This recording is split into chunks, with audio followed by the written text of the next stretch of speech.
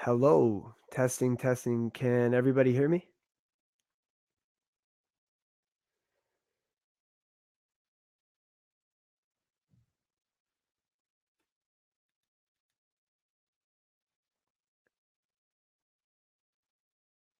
Excellent, excellent. All right, cool. There's a little lag. Hi, everyone. I am Dr. Nav. We'll be waiting a few minutes to get started just to let everybody enter the room. So, in the meantime, enjoy this production brought to you by Medspiration Studios.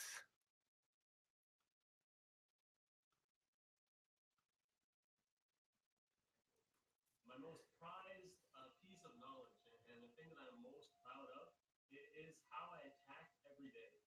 I'm a big sports fan. I'm really into hard work, and I'm really into attack mode. Having the game face up, and probably the thing I love most about my studying was how I approached each day.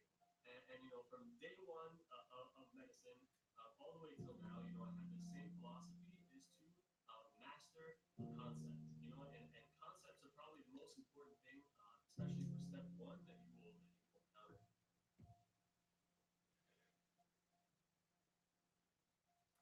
I was so confident. I was taking NBMEs and I was getting 260s and high 250s on my NBMEs, and I was very confident. It doesn't matter. The day that I sat in that exam, I sat in that chair, my heart was racing. I was shaking, I was jittery, I was very nervous because I know this is going to reflect on my career for the rest of my life. I wanted to kill this exam. I wanted to be in that top 10% of the nation. So my focus was on where I knew everyone else focuses was away from. It's not really about how smart you are, but it is your work ethic and it's determination and it's your mentality from day one that you set for yourself every day, so on forth, until you take that exam. All right. Looks like we got a lot of people in here. So, I'm seeing some of you guys saying you can't hear me. Are you able to hear me? And Usman, yes, let's get that 254.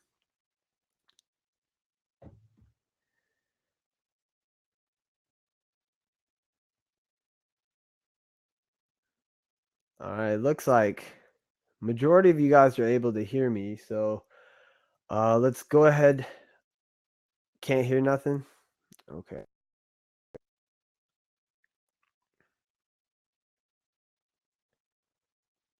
Some people say they can hear. Some people say they can't hear. So, okay. Yeah, I think it's working on my end. So you guys are going to have to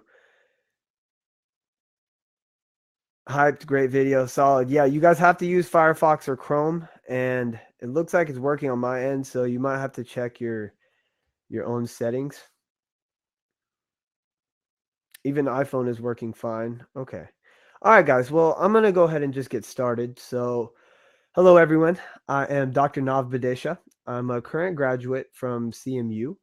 I started my journey on the island many years back, and will be starting residency next month at Southern Illinois University. So I'm well aware of the black hole that many students fall into between the transition from MD4 to MD6. That's the transition from the island to the States to get ready to prepare for your USMLEs. Because I was one of those guys, I had little to no guidance from CMU. And I remember at one point, I literally lost all hope.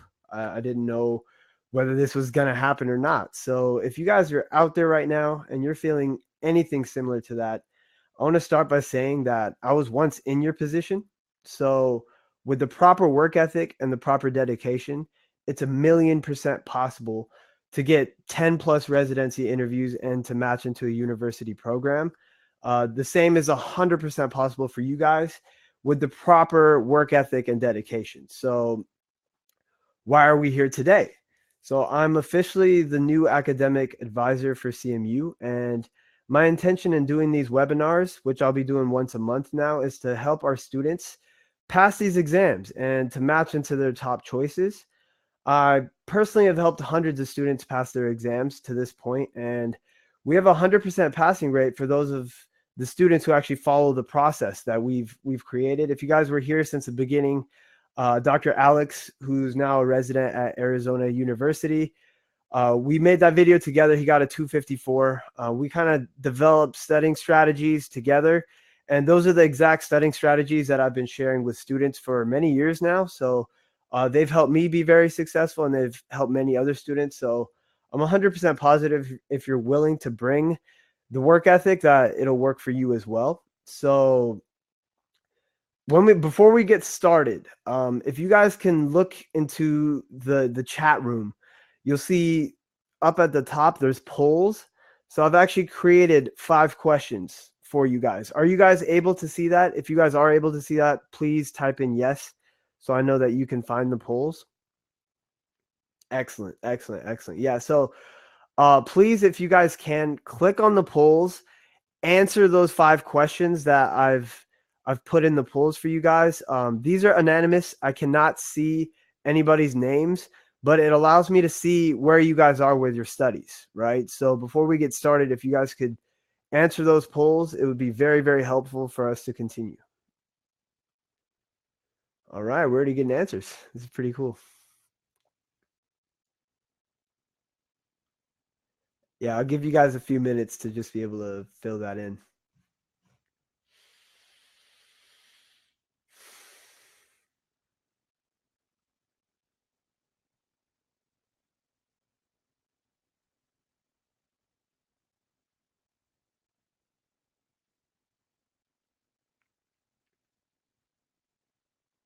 All right, looks like about 20 of you guys have filled it in. Still waiting on like 40, 50 of you guys. So just a reminder, go to the polls and answer the 5 questions that I've submitted for you guys.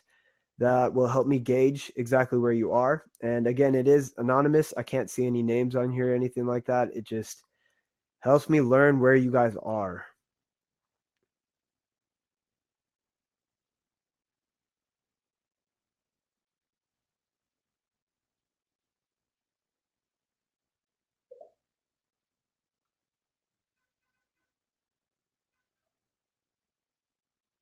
Usman, you said, I'll be honest, never had great advice. No one really shares an honest guide, so I'm grateful. Oh, well, dude. Yeah, yeah, I'll definitely be here to help you guys. So, it's a really simple process. At this point, I've helped so many students get through it. I realize if you're willing to bring the work ethic, if you're willing to work, everything will eventually work out. You just got to follow the process and trust. So that's great to hear.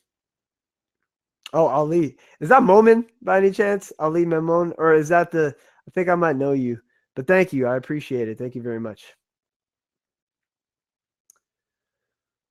All right. I'm going to look into the polls now.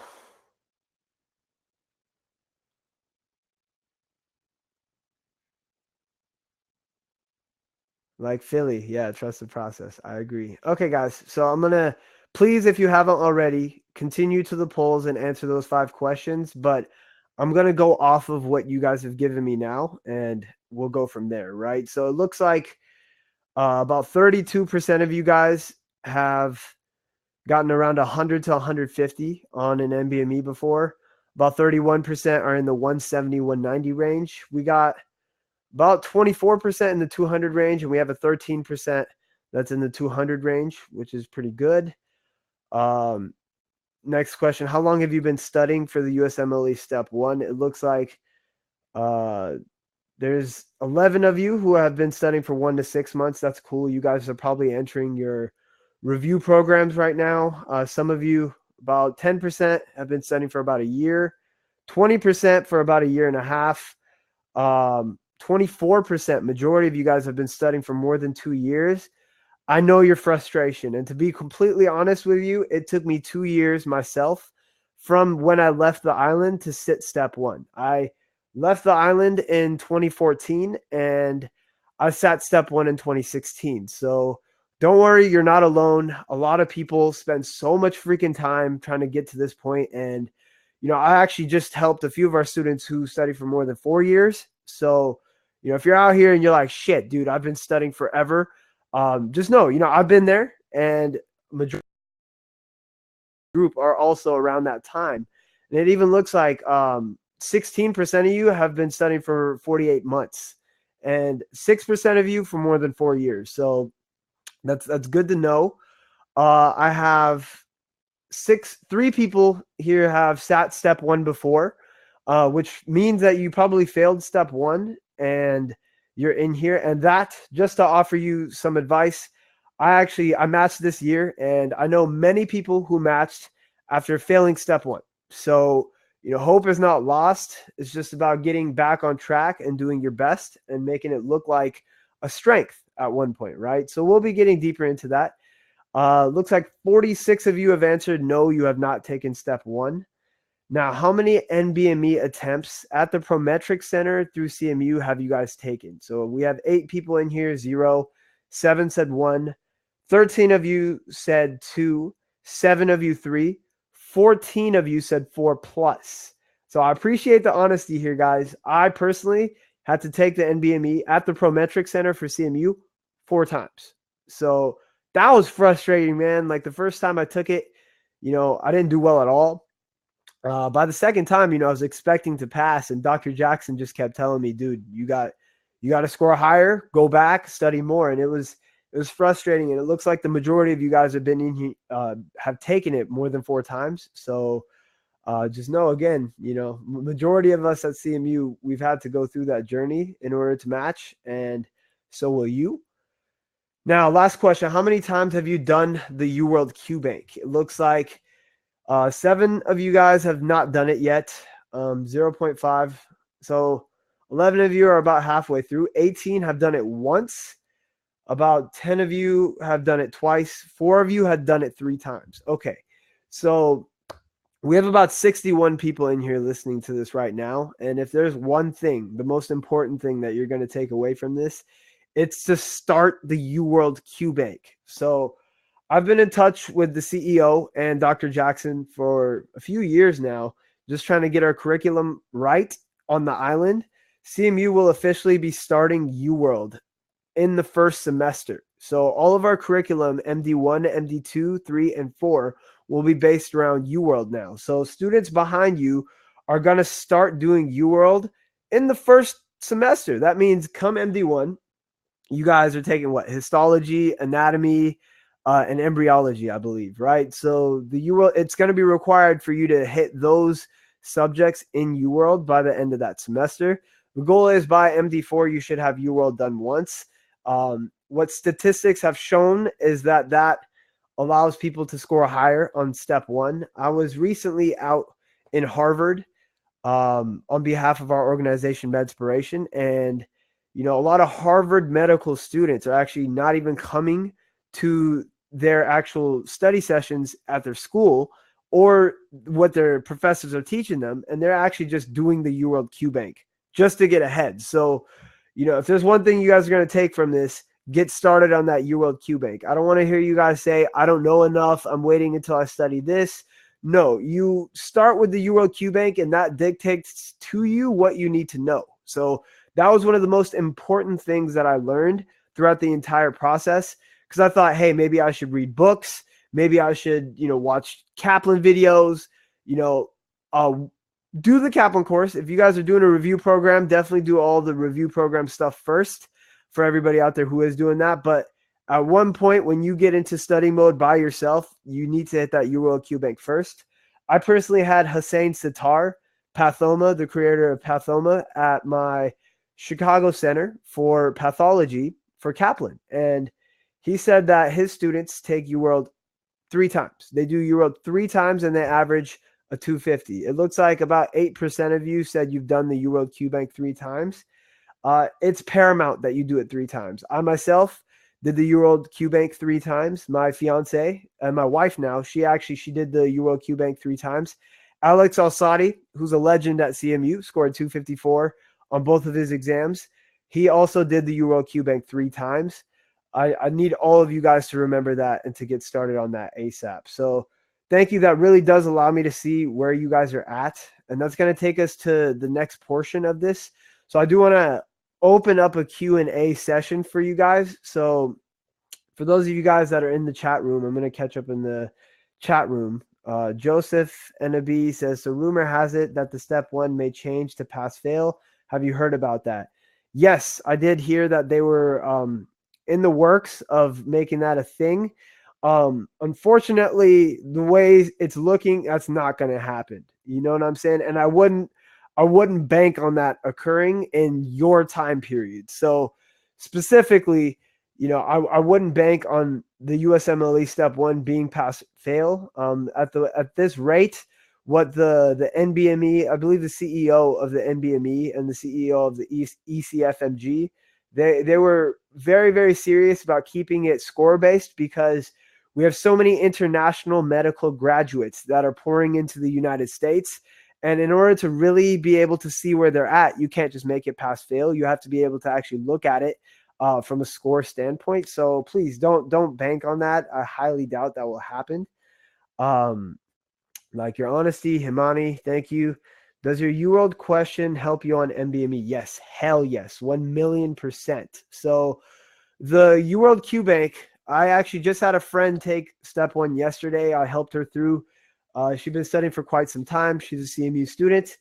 And, she just told me yesterday, so the UWorld and step one, USMLE step one, are the exact same thing almost. So for me, my experience, step one is 7 blocks, right? It's 40 questions, 7 blocks. UWorld blocks are 40 questions, and it's the same exact thing. The feel is the same. Once you've done UWorld multiple times, conceptually, the knowledge is about the same. So that's really important because if you can master everything in UWorld, which Alex Alsardi scored over a 250, he mastered UWorld and got a 250, so your main resources alongside UWorld should be Pathoma. It should be the first aid, right? If you have Pathoma, the first aid, and you're doing UWorld, that's sufficient enough stuff to be able to actually get a 250 if you're doing it properly. And we'll get into techniques a little bit later, but I think just getting the main study resources down to a minimum is important. There's so many resources out there now. So, honestly, just if you could get your Pathoma, have your first aid, and have UWorld and just crank those out, those are a big deal, right? And so I'm seeing you guys ask questions on here. What I want to direct you guys towards is, how you went to the polls? Well, there's also a tab for questions, right? If you guys can go to the questions tab and submit questions through there, what we can do is you guys can actually vote up the questions that are the most popular. So please, for all 65 people that are in here right now, if you could move, there you go. Somebody just submitted a question. Excellent. Move to the questions tab in this in the chat and submit your questions. For everybody in there, you could see which questions are the ones that you feel like are very, very important. You could vote those up. So what I'm going to do is I'm going to answer those piece by piece, and I'm going to answer the ones that are voted up the highest first, because I want to make sure that I answer the questions that are the most pertinent and are going to be the most helpful. So we're seeing, oh, wow. Okay. We got, yep. All right. They're already starting. So I'm going to start. There's one that 24 of you guys have already voted up. And I'm going to answer that now. So I'm going to start the live answer now. All right, guys. So question is, did 2-year gap in medical school to take the step one raise concerns for residency interviewers? Yeah, it did. It did. I would say, so I had 10 residency interviews. About 3 of the interviews actually asked me, hey, you had a huge gap period. Like, what happened in between that time, right? And the first thing I would really say is, hey, anything that happens in medical school from the beginning of CMU to the point you get to that residency interview, you need to make it look like your strength. You know what I'm saying? So for me, one of the things that I did say is, it took me a really long time to be able to develop the studying habits to be able to pass step one, being very, very honest and transparent with that, right? And they enjoy honesty. No one's invincible. So don't act invincible. You need to be vulnerable and honest. And, what I said is, it took me a really long time, but it taught me so much about myself.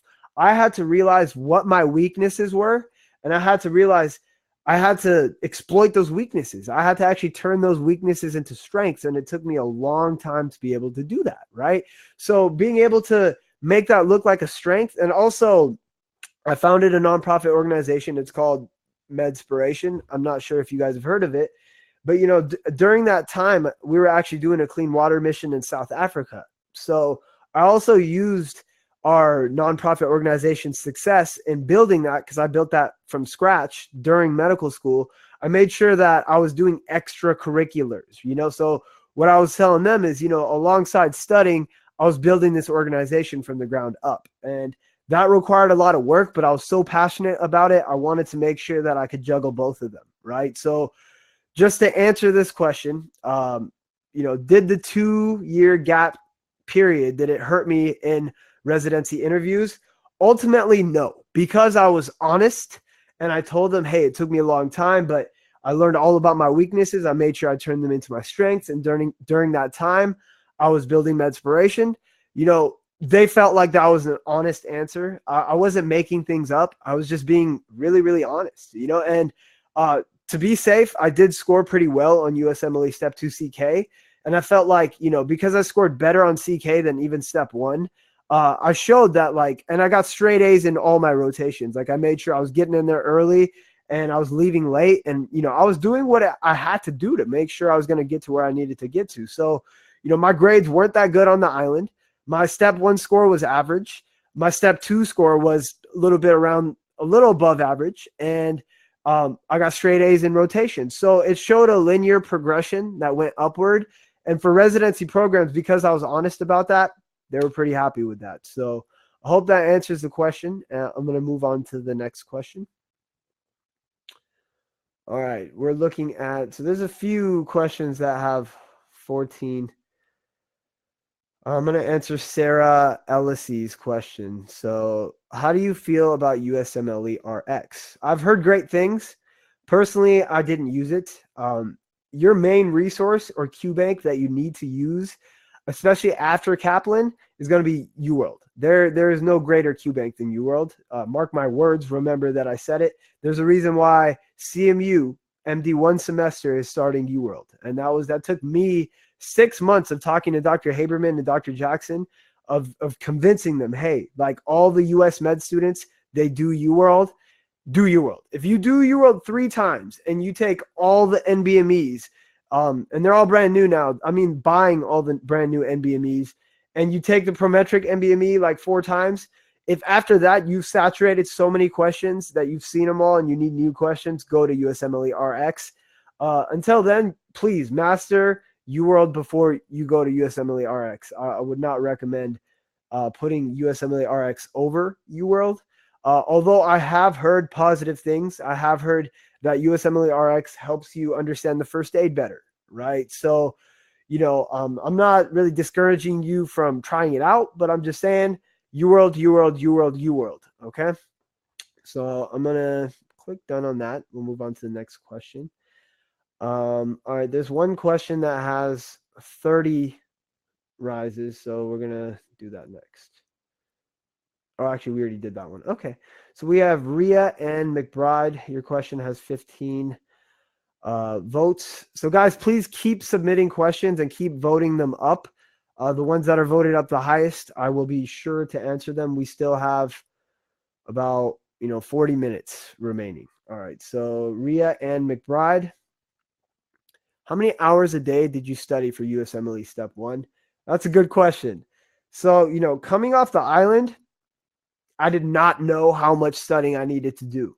I did not know how much studying I needed to do. So, I thought 6 hours was enough. And even in those 6 hours, I wasn't doing much, So I took a 14-week Kaplan course. I came to Chicago right after MD4. So flew out here, got into Chicago. About 5 days later, I'm sitting in Kaplan. It's a 14-week course. That kind of got me, it kind of kicked my ass, and it made me realize, oh shit, I'm going to have to study. I think one Kaplan class that's a 14-week course is about 5 hours, right? So you get in there and you're in there studying for 5 hours, but then when you go home, you should do questions, and you should reread what you learned in Kaplan. And, even on a lazy day, that should take you 10 to 11 hours when you're in Kaplan, right? So once I finished the 14-week Kaplan, I realized, oh, I want to go dedicated. I want to do UWorld. So, I started doing UWorld, but I wasn't very productive with doing UWorld. I saw many of you have been studying for 4 years. So, you probably went through what I did, where you thought, oh, I'll do one block. Once I'm done with that, I'll go on with my day. And, that was kind of it. I was probably putting in 6, 7 hours. It wasn't until I started realizing I need to do 3 things a day. So, for example, I hit one chapter of Pathoma in a day. Might take 40 minutes to an hour if I speed it up. But then I need to read the first aid. So say I did cardiology, Pathoma, right? So because I did cardiology, Pathoma, now in the first aid, I should read embryo, anatomy, physio, path, and pharm. And then I should do a block of cardio. And I should be able to review that entire block of cardio. Boom. That's what one day should look like, and that takes 12 hours, right? So honestly, for us coming out of the Caribbean, because we weren't well prepared, dude, you're going to need to put in 10 to 12 hours daily. And I tell all of my students who, they get used to my ass kickings, because I tell them, like, dude, if you're taking days off, like if you could take one day off, you're not even close to sitting the exam, because all the students, 100% passing rate through the process that I've been teaching my students, they're obsessed with making sure they're knocking out 10 to 12 hours daily for multiple months straight. So if you guys are out there taking a day off, that's cute. Good luck. Until you develop the work ethic to be able to be like, I need to grind it out every freaking day. I need to put in 10 to 12 hours. And that means, so what I was doing the first time I went through UWorld was I did subject by subject, right? So I started with cardio, right? There's about 320 questions of cardio in UWorld for step 1. I had to make sure I did those 320 questions. I had to make sure I read the first aid cardio section, which is embryo, anatomy, physio, pathology, pharm. And I had to make sure I did Pathoma, right? When I was really productive, I was getting cardio done in like a week, and that wasn't dedicated study, like 6 weeks leading up to my exam. But for the bulk of you who are just studying, and if you're studying by yourself, if your day is not scheduled around like, hey, if I'm going to do one subject of UWorld, I need to knock it out in 7 days. I need to make sure I review the first aid as many times as possible and do Pathoma more than once, then you're not doing enough. And, at the end of this, I'm going to give you guys my email, and, I will be doing sessions with all of our students. So if you guys, whoever's staying here till the end, I'll make sure that I give you guys, it's a CMU Med email. I'll be academic advising every student in here who's interested in more. So I hope that helps, but I would say 10 to 12 hours, Usmle step 1. All right. Let's see. Next question we have is by Chelsea Hughes. But what if you weren't doing great things in your 2-year break? Yeah, I mean, not everybody was doing great things in the 2-year break. I know students who had a 4-year break. And honestly, tell the truth, guys. Tell the truth. When you're if you're lucky enough to get to the residency interviews, and all that really requires is you passing your boards and getting good grades in your rotations, then please do not make anything up. Like, I 100% was very, very honest. So whatever the hell you were doing with your time, you need to be very honest with them, because by being honest with them and being transparent with them, you're telling them, hey, I don't think I'm perfect.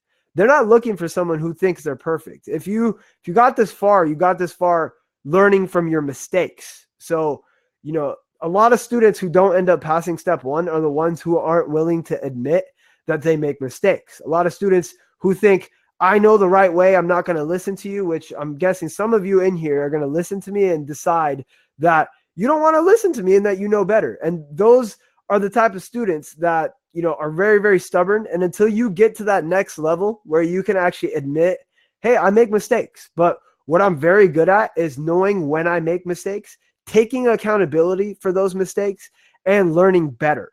And that might have taken me many years to be able to do, but I was so dedicated because I love medicine so much that I was willing to do anything it took to make sure that I'm sitting in front of you in this residency interview, And I don't care if you were out of the game for 6 years. At one point, residency spots like they need residents. You know what I'm saying? And if you're an honest human being who just works hard and you own your mistakes, that looks better than someone who just got 260s and they're like, hey, man, I'm better than you.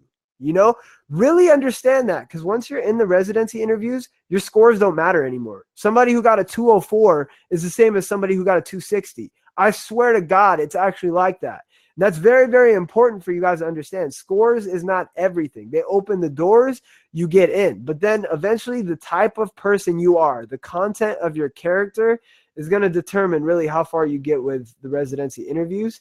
And again, being honest, being transparent, owning your mistakes, talking about your mistakes, but making them seem like your strengths, like what I'm doing right now when I'm talking. I'm telling you, hey, I made a lot of mistakes. I didn't know how to study. And there was times where I didn't study hard enough, but you best believe I learned. And I learned to get to the point where, dude, now I will outwork anybody, you know? And so that's my answer for that. And I hope that really helps. All right. Very good. Looks like you guys are submitting a lot of questions. So we'll just continue. Again, guys, keep voting the questions up. Whichever ones are voted the highest, I'm going to answer first. It looks like Sana Rahman. Oh, it just went down, but I'll find you. Hold on. There you are. And I wonder if this is Sana from the island. If it is, hi, Sana. I remember you. I hope you're doing great. Is it smart to start electives while studying for STEP? Excellent question. I know CMU eventually opened up the opportunity, like, hey, you've been studying for like 3 years. You could start your electives. Like, honestly, for me, I could tell you my experience. After studying for like a year and a few months, like at that time, Dr. Jackson required we get a 72 on the NBME, right? A 72 is a 205 equivalent, right? So I know they lowered that to 70. I believe it's either 70 right now to be able to sit step one. But when it was 72, man, like I was around that 68, 69 mark for a long freaking time. And there's a way to get over that hump. I'm going to have to discuss that with you guys another time, because that's the real dedicated period. But, you know, so when I was stuck in that like 60 to 69 period, I decided I was starting elective, because I think at the time you needed over a 55 or a 60 to start electives. And, you know, my fiance at the time and myself, we both started an emergency medicine elective here in Chicago. And let me tell you, you know, I probably didn't get as much studying done, but dude, being in the clinical setting motivated me. Like I saw scarlet fever for the first time. Yeah. I'm not going to ask you guys, but you should remember when I say strawberry tongue, you should be thinking, you know, sandpaper-like rash, strawberry tongue, high fever, you know, gram-positive infection. Like you should just instantly be thinking those things. And those are great to read in the first aid. But when I got to see the kid and, you know, the doctor at the time, he's like, feel his skin. And I felt the skin. And then they were like, what is this? I was like, hey, that feels like sandpaper. And he's like, yeah, look at this kid's tongue. He could barely open his mouth. I was like, oh my God, is this scarlet fever? You know, and like, I remember I did that elective for 6 weeks. And in those 6 weeks, I saw so many pathologies that I was reading about that, dude, I was fired up. I was like, okay, so this is real. Like, you know, everything we're actually reading about, we're actually seeing, and the treatments are real too. So for me, you know, I took a 6-week elective where I tried my best to study. And, you know, I was doing like 10, 15 UWorld questions every day. So I was trying to study while I was in the rotations, but nothing like you do by yourself. But hey, that really motivated me, man. It really like, so then once I finished that 6-week elective, like I had a renewed sense of, hey, I'm going to hit these books. And man, like I want to be able to start my course and really feel like I'm adding to these patients' lives. So, you know, the question is it smart to start electives while studying for STEP? Don't do more than 12 weeks of electives, right? I would say do 6. Some of you guys are going to start going ham and you're going to be like, oh, I'm going to do 12, like 12, you know? If you're doing 4 weeks at a time, 6 weeks at a time, Leanne's going to be helping you with that, you know, but definitely, you know, at least do a 4-week elective. If you've been really out of the game, sitting at home trying to study, you're going to get depression, Siggy caps, guys. You already know. Sleep, lack of interest, guilt, lack of energy. Siggy caps, concentration, appetite being lowered, and you not being able to get up out of bed. Those are hallmark signs of you just maybe have depression. And me, I have to be honest with you guys, I was depressed because it took me 2 freaking years. I had pressure from my parents, I had pressure from my colleagues. I had my boy Alex getting 250. I'm sitting over there like, shit, man, like, can I even do this? So, and I know a lot of you guys feel that way. A lot of your colleagues probably have gone and already matched, and you're like, dude, is there something wrong with me? Well, guess what? I thought that there was something wrong with me. I had Siggy caps. I was depressed. I ended up going to doing electives, and I had a lot of great students around me motivating me. And I got over that, guys. I made sure that I got over that, and I put in the work. And now I'm matched at a university program. 100% of you guys that are in here can do the same exact thing. I promise. There's nothing special about me or anything special about passing the USMLEs. It's a process. It requires serious dedication.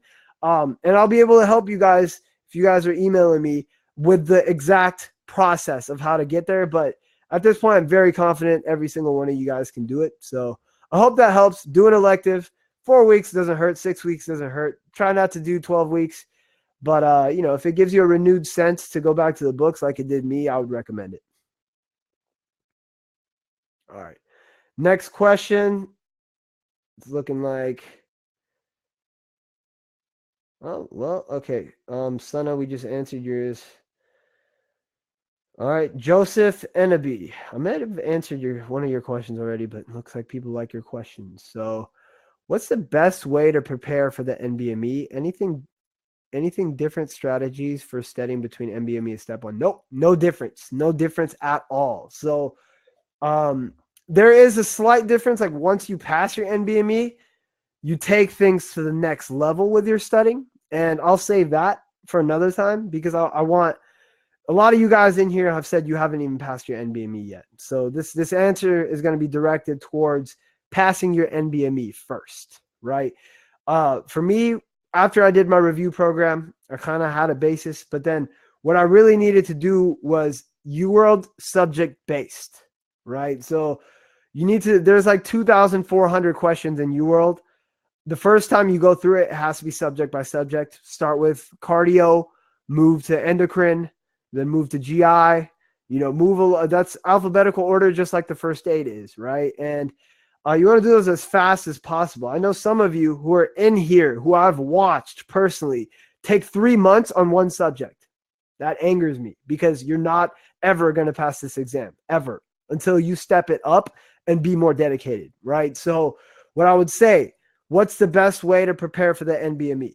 Subject by subject UWorld. If I could hit cardio, all 322 questions in like a week, take notes on the side, read the first aid multiple times, the embryo anatomy, path, and pharm. Hit pathoma. Make sure in that week and a half, once I've hit all those questions and I've read the first aid a couple times and I've done pathoma a couple times, let it go. Let it go. Move on. Move on to endocrine. Do the same thing. Like your goal isn't to master it the first time you go through it. Your goal the first time go through it is I'm going to understand everything at least once, and then I'm going to move on, right? So don't worry about mastery. You're going to be cycling through this material 1,000 times still, right? Once you're done cardio, go to endocrine. Same thing. All the UL questions in endocrine, make sure you read the first aid, all of it in endocrine a few times. Hit pathoma endocrine, right? Do that in a week, just like you did the cardio. Move on to GI. Right? Subject by subject, hit everything like that. Biostats, hit, microbiology, everything. Do it with that process. Make UWorld your main resource. Make doing questions the most important thing. Majority of students have to do, US students are doing a minimum of 4,000 questions before they sit step one. IMGs are doing a minimum of 8,000, right? So all of you guys are going to see the same UWorld questions multiple times. Once you've done every subject by subject through UWorld one time, you still might not be ready for the NBME. What you're going to need to do is probably buy an NBME, see where you're at, and then exploit your weaknesses. That NBME is going to show you what you're weakest at. Again, you're going to have to, the second time you go through UWorld is completely different. So what I'm saying is after you, for some people doing UWorld one time subject by subject, if you get it done in about, if you're doing 2 blocks a day, you can do all UWorld in like 35 days. For all of you out there, if you're doing 2 blocks a day, you could have all of UWorld done in 35 freaking days. And I know some of you in here have taken a year to do UWorld one time. You won't pass because you're not working hard enough. Straight up, that's what it is. So literally, if you can step it up, say you finish UWorld in a month and a half, right? After you did subject by subject, the second time you do UWorld, the first time might have been time tutored, that you might have gotten away with that. The second time, it has to be mixed blocks timed. So at the second time you're doing UWorld, after you've done your subjects, you're going to do mixed blocks timed every day. You have to do 2 blocks minimum, right? Usually, if you do this the proper way, you do subject by subject, finish all of UWorld one time, and then take an NBME or take the school NBME. If you haven't passed, by the second time, if you do time blocks, I mean minimum 2 time blocks every day, you're taking notes and you're reading your first aid and you're doing pathoma, you're putting in those 10 to 12 hours every freaking day, you're going to pass that NBME.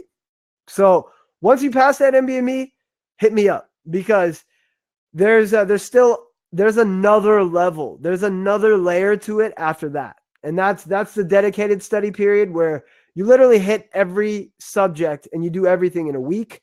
I'll save that for another time, or maybe you guys will ask a question about that, but that should answer your question with sufficient amount of information.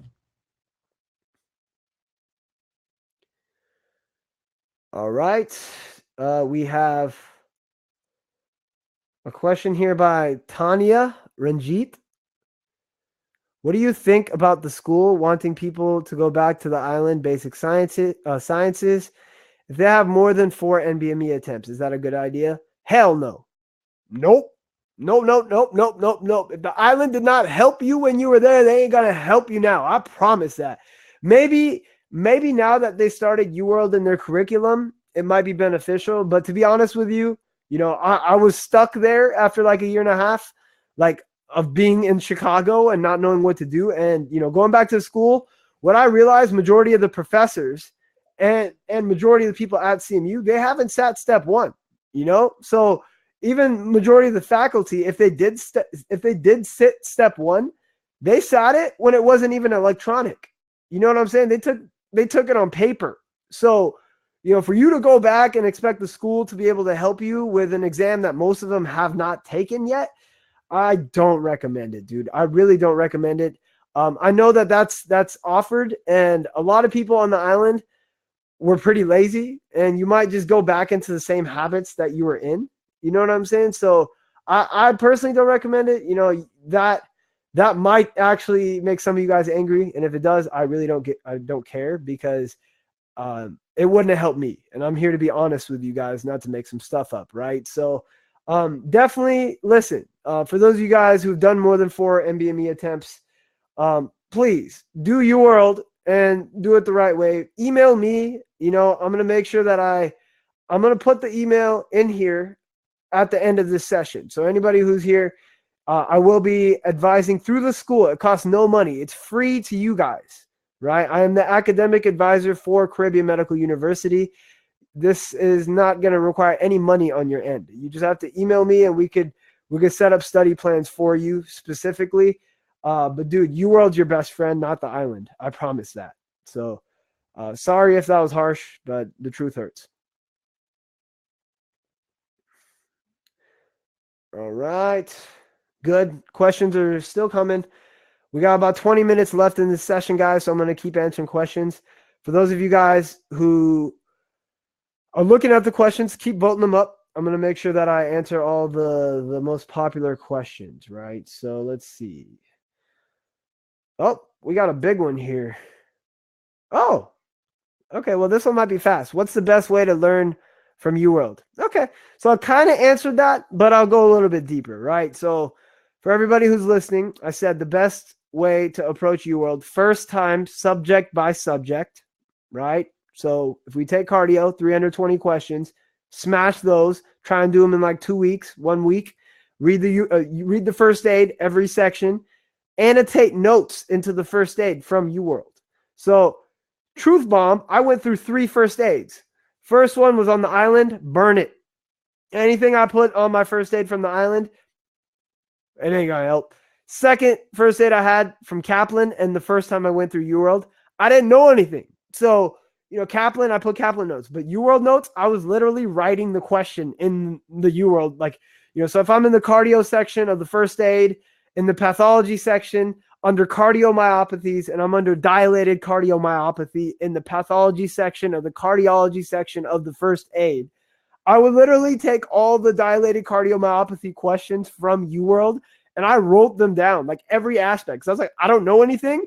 I don't want to miss anything, right? So I literally, like by the time I was done with this, my whole first aid was filled up. Like every page was filled. And I was like, damn, like this is my second first aid. Do I really want to go to my third first aid? And literally what I ended up doing, I bought my third first aid and I ended up taking the notes that I had in my second first aid from my NBME assessments, from my UWorld assessments, from Pathoma and from Kaplan, and I really condensed them down because by this point I understood what I was doing. So in my third first aid, I could write like 3 letters, or 3 words, and I would know what I'm talking about because my conceptual knowledge had grown to a point where I know 3-4 words is going to teach me the concept, So I mean, that was my process. It took me a really long freaking time. And I know for a lot of you guys out there who've been studying for 4 years, you need to understand that was tedious. That took effort. It took me like a month and a half to take all the notes from the second first aid and put them in the third, right?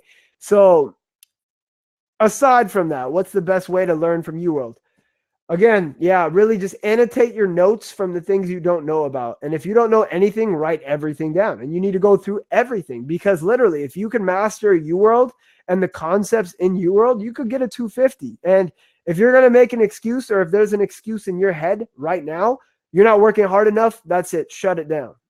Work harder, reach out to me. I'll be there to kick your ass, but once you put in the work, I'm telling you, 100% passing rate. I've seen students who weren't even bright pass this exam once they start working hard enough. You know what I'm saying?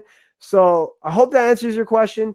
Annotate your notes from UWorld. I did it into my first aid. You could have a separate note section, which I did for step 2 CK.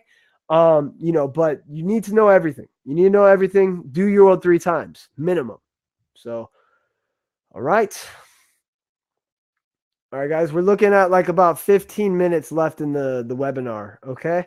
So I'm going to keep going with the questions. I'm seeing one that's voted 22. I already answered it. Okay. Osman.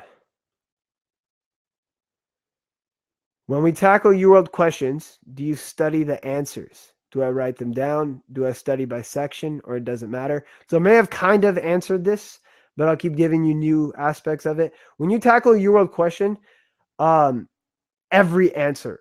So before I sat step 1 and before I sat step 2 CK, what I discovered was that if I could know why every answer is incorrect, and I could know why the correct answer is the correct answer, you literally have about 5 or 6 questions in one question. And you literally have about 5 or 6 concepts you need to master from one question. If we broke down one question right now, like I could take 45 minutes on one question with you because literally that's how deep they are. Like all the incorrects are somehow telling you that they're connected to the correct answer. And that's how they test you because majority of by the time you get to step 2 CK, and my friend just took step 2 CK also yesterday, who I helped also. I realized on step 2 CK, there was 3 correct answers. Every question, there was 3 correct answers. But the most correct answer, you had to eliminate the one that was the least most correct, the one that was medium most correct, and you had to know which one was the most correct answer. And the only way you could have that level of mastery is when you're doing step 1 and you're going through a URL question, freaking master all the incorrects and the corrects. Take your time. You doing 10 questions in a day where you master them is so much more effective than you doing 2 blocks where you didn't read shit, So literally, like the more detail you put into one question and understanding why the incorrect is incorrect and why the correct is correct, you could take a long time on one question. So I hope that helps. Do you write them down? Hell yes. The first time going through UWorld, you better be annotating notes. Even the second time, if you're looking back at the first notes you annotated, learn to condense it down to a few words. By the third time, you know where your notes are at. Your page memory is solid. Like I knew every page in the first aid at one point. You think I'm joking, but trust me, anybody who sat step one, they reach that level of obsession because you just can't break through unless you do that. And if there was another way, I would have figured it out because I was all about shortcuts at one point, So, and maybe that's why it took me so long. But either way, there's no shortcuts. You got to kick ass, man. And I hope that helps. And do I study by section? I kind of answered that already. I hope that was helpful. Definitely study subject by subject initially. Once you're done with UWorld the first time, again, I'm reiterating the same stuff, so it kind of sticks. Once you did UWorld the first time, subject by subject, the second time, timed mixed blocks, minimum 2 blocks every day. The second time you do UWorld, you have to do it in 35 days. If you're going to make an excuse, again, shut it off. All right. Okay, we have Karar Al-Midi. I'm so sorry if I butchered your name. Did you match after first year of applications or it took you multiple tries? Also, what's your advice on getting rotations in the state where you reside? For example, Michigan. Excellent question. So the first time, I technically only applied one time through EROS. So because CMU doesn't really help you with the process, and that's why I'm the academic advisor now, is to be able to help you match right away. So when you've applied, you'll match that year. The first time I tried, I wasn't able to finish CK in time. So, I opened up EROS and, by September, like I tried to have, I think I had most of my letters of recs done. I had like a personal statement, which probably wasn't that nice anyways. And, I was like, okay, I need to knock out CK. And unfortunately, I wasn't able to knock out CK in time. So I technically was not able to submit a rank list, and I wasn't given any interviews because I hadn't taken step 2 CK. For us IMGs, you have to have your step 1 and step 2 CK submitted before you submit your application. Do not apply with just a step 1 score. It won't work, I promise, because that's what I did and it didn't work. So technically only applied once because that was the only time I was able to get interviews was when I submitted a CK score. And the only time I submitted a rank list, you submit rank lists. I submitted mine on February 22nd. You submit those rank lists after you have become ECFMG certified, which means you've passed step 1, step 2 CS, step 2 CK. For those of you guys who are on here, if you don't know about Medspiration, you can subscribe to our YouTube channel. I talk about every question I was asked on residency interviews on our on our YouTube channel for free. So if you go to Medspiration's YouTube, MED Spiration, you will find a video where I talk about every question I was asked during residency interviews. I'm also going to be uploading a video next week on our YouTube, which will talk about the entire process. Calendar. I wrote down a calendar. I made it, so I'll make sure I share that with every single one of you guys. Okay, what else was the question? Also, advice on getting rotations in the state where you reside. Yeah, so I came to Chicago, right? Chicago already had rotations. I've heard we have teaching hospitals in Texas, in Houston specifically. I actually was just at our graduation. Very, very thankful. I got to speak to so many cool people who, they were MD1s when I was an MD4. So I got to see them, and I'm so proud of them, seeing them all be successful at this point. Makes me so happy. A lot of them had actually done some rotations in Houston, and they said they were excellent. So I'm not going to lie. Hey, if CMU has teaching hospitals, go to the freaking teaching hospitals, because you're going to have nurses teaching you. You're going to have doctors teaching you, and you don't have to sneak into hospitals. Like for me doing rotations out here in Chicago, they were excellent, man. Like I got to scrub into a lot of surgeries.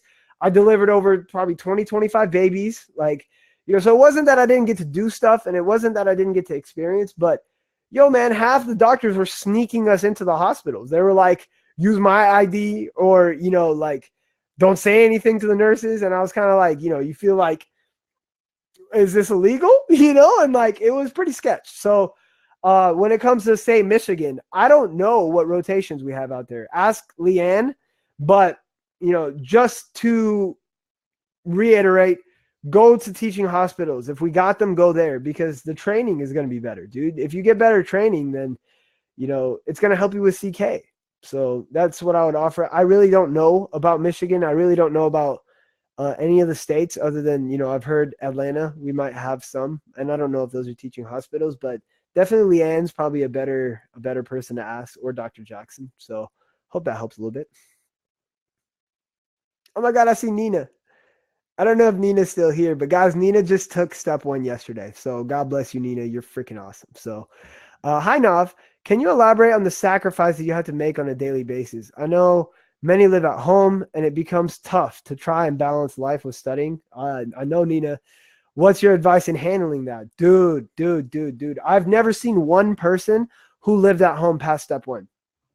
I'll say that one more time for you guys. I've never seen one person who lived at home past step 1, because what you're doing is you have obligations with your family, your parents. You're going to weddings. I know so many of you, some of you are probably out there right now. And I'm going to tell you the same thing I told you when you saw me. Why are you getting married, bro? Why are you going to weddings? So can I elaborate on the sacrifices? Yes, I will. I used to drink alcohol. I quit drinking alcohol. I used to hang out with people. I stopped hanging out with people. The only time I hang out with people is when we have study groups or we're doing something for Medspiration, which is related to medicine. So at one point, like, I stopped wasting time completely. No, I didn't live at home. I lived by myself. I had to develop a routine where I was waking up. I wake up 4 a.m. every day now. The work ethic, by 6 a.m., I'm hitting the ground running, and if you have to develop a routine, a daily routine, 7 days a week. Like on Sundays, you could take half a day off or a day off if you worked hard enough. But at one point, you're going to realize, man, if I'm not waking up, I'm not getting it cracking by 8 a.m. And by like 5 p.m., if I haven't put in like 8 hours, then, dude, you're not doing enough. Again, no excuses. You're not doing enough, right? And if you have questions about specifically what to do, you can email me at the end of this, right? So, dude, a lot of sacrifice. You have to let go of, mainly everything. I was so obsessed with Medspiration and building our platform because we reach millions of people a week. And I had to put USMLE over Medspiration. And until I did that, I didn't pass. So even the thing that I loved most, I had to let go of in order to be able to put every waking second, all the blood, sweat, tears went into this exam. And if you just so happen to be sitting there thinking that you're not going to have to do that, again, I'll be here to kick your ass. So I hope that helps. Nina, that's an excellent question to ask. Thank you. All right, guys. So we're coming in on the last like few minutes. So I'm going to try and answer like 1 or 2 more questions. I'm going to leave my email here. What I want you guys to do is start sending me emails on there and I'll start replying. I'm going to be doing 1 webinar every month. Based off the emails, like, we can kind of play around with what we'll do in the webinars. Like, I'm down to actually do questions with you guys. Every aspect, whatever you guys need help with, like, it's fun for me. My residency program has an academic track. I'm going to be teaching out my residency program. I love teaching. So I'm not going to have any problem teaching you guys any of what you need to learn. So I just want to see. Oh, no, okay, that's funny. Okay, I got you. Thank you for validating my thoughts on the subject. You're welcome. I appreciate it. I know 64 of you guys are still here, so thanks, man. I appreciate you guys spending the time. Clearly, a lot of you guys are out here and you want to do better. And I promise, hey, if you have a will to succeed, then I promise you we will succeed together, okay? So don't lose hope. I've been there. You know that I almost lost hope. That's why I'm helping you right now, is because it sucked losing hope. All right, so I'm going to answer 1 more question. I'll give you guys my email, and then we'll continue this accordingly. Now, let's see. We have, it looks like Himani is the one that I will be answering. I just want to make sure.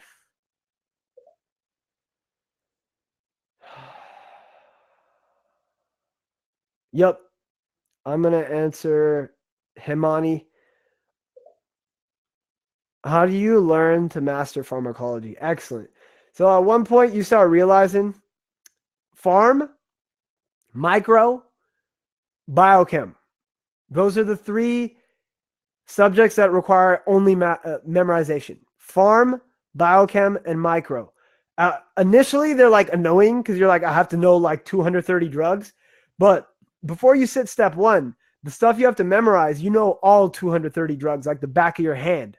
So, repetition, I would do reviews with big groups. A lot of CMU students who are in this group, I've done reviews with you.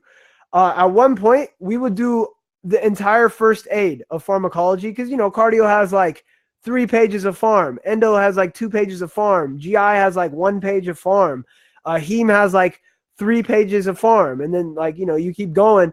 And there's like each section only has like 3-4 pages tops. Micro has antibiotics. That's like 10 pages. That's kind of heavy.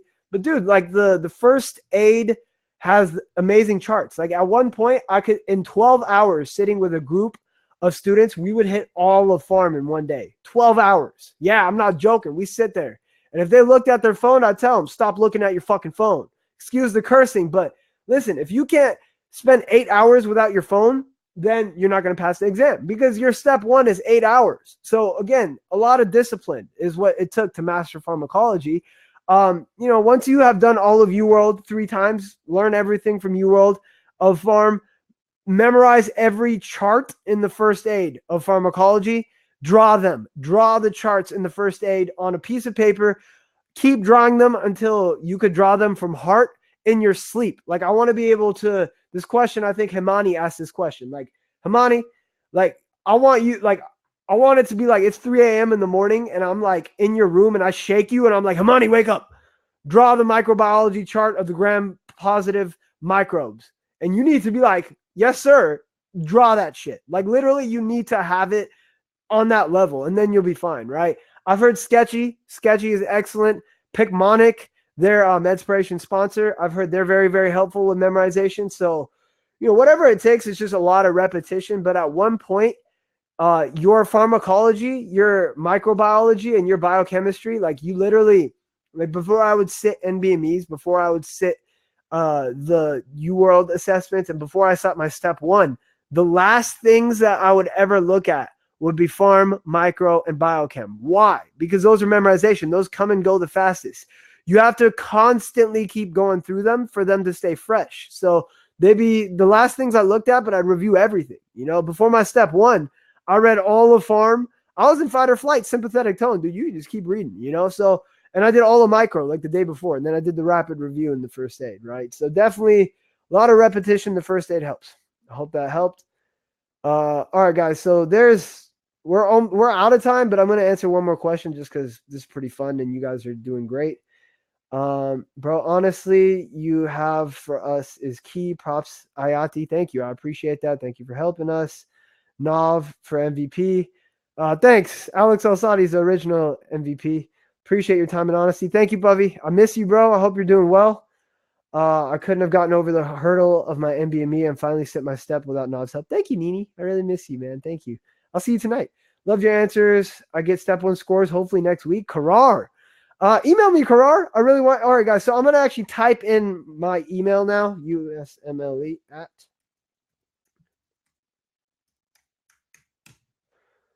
I just put my email for CMU in there. USMLE at cmumed.org. There's 63 of you in here. 63 of you should email me. For the next month, we'll be able to answer those emails pretty quickly.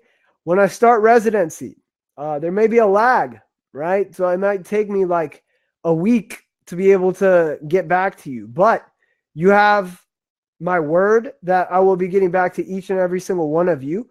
And that, if you give me 100%, I will give you 200%. I've done this with enough students at this point that it's easy. It's a process. Trust the process.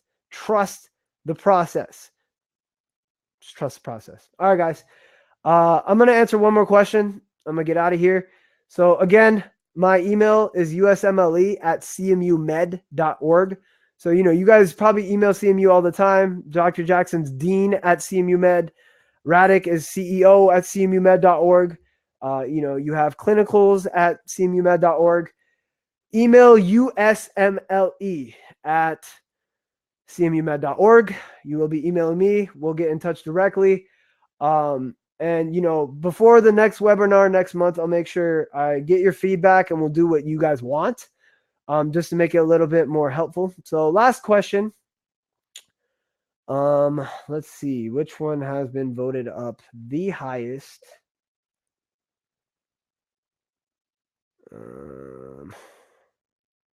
I'm seeing one that's been voted up 7 times. Oh, one's been 8 times.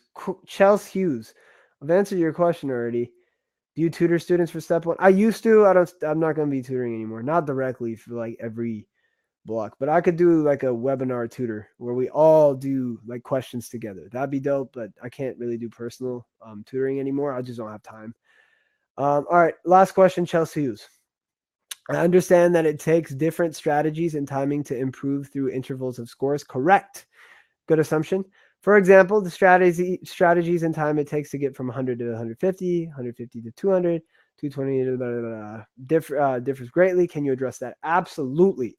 You are 100% correct. It takes different strategies and timing to improve through different intervals. Honestly, the hardest thing is probably going from 100 to like 180, right?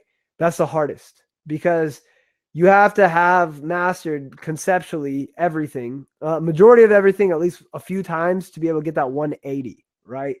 The jump from 180 to 240 is very, very small things. Very, very small things. Very small things. So, like, for example, step 2 CK, I scored very well. And, like, it was very, very small things, right? I'm not going to spend a lot of time getting into those very, very small things. I promise that I will get into those very, very small things once you show me that you've hit the 180 mark.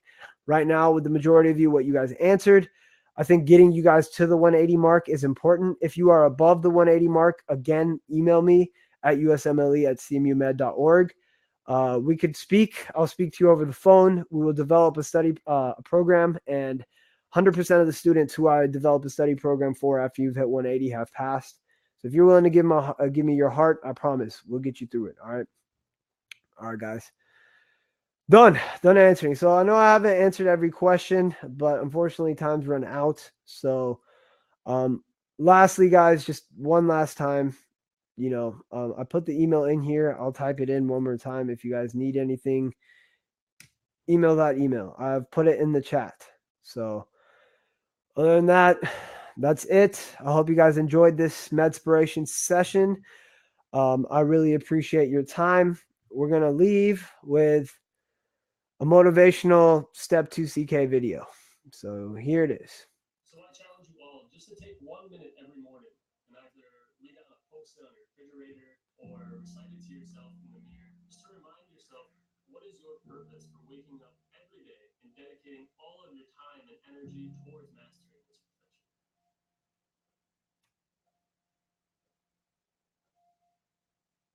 And that purpose is going to be your centerpiece of how you make decisions probably for the rest of your life.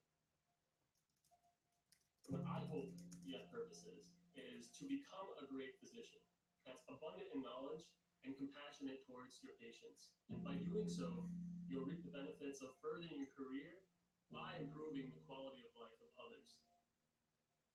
And that's really what medicine is all about.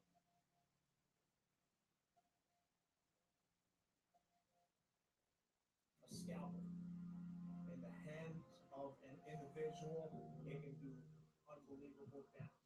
In the hands of a professional, of a doctor, it saves lives. It's the same thing with failure. It's how you use it. It's that drive inside of you. The dark side is filled with failure, but it's the fuel that burns you like something that's never burned inside of you before. And it's extremely important to keep the same mentality that I mentioned in my step 1 video, is to prioritize every day of your life, making those sacrifices and trying to tell yourself, what am I going to do today to further my goal? Are you motivated and dedicated enough to just kill this exam? Are you motivated enough to just kill this exam? I hope that pumped you up. You should have some adrenaline coursing through those veins, guys. All right.